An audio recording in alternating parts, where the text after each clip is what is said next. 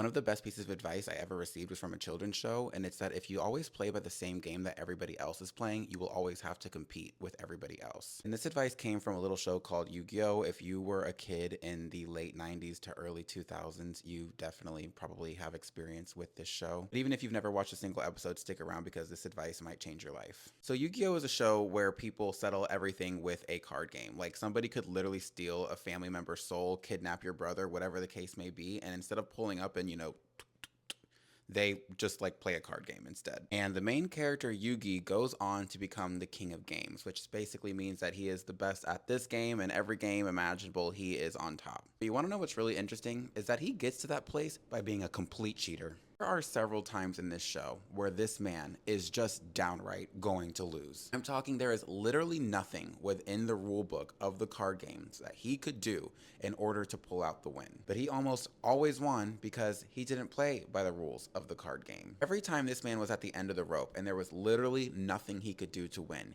he would find a way to win. Whether that meant tapping into the power of friendship, whether that meant some ancient magic coming and helping him win or stopping the duel, whether that meant some card that doesn't actually exist in this game somehow magically appears in his deck, whether that's he somehow makes up a rule for a card that is just a regular card but somehow it does something different when he plays it. Yugi Muto was making up his own rule book. You were playing by the same rule book as everybody else, meaning that you have to compete with everybody else. When I graduated college and I was looking for jobs, I eventually realized I don't have to just send in an application with a cover letter like everybody else. I can go find the CEO's Instagram or LinkedIn or whatever the case may be and look up a lot of things about their company and form a relationship with them and then just casually mention that I applied for the position. And I got to a place where I was like, hey, this working for 7 to 8 hours a day, really not for me. So instead, I decided to post on social media, build a personal brand so that I can do what I love every single day and not work even half of that most days. I also wanted to have opportunities to work with big brands and meet people who are well known in the industry. And instead of sitting here and trying to figure out how I can get them to respond to me or hoping to be accepted,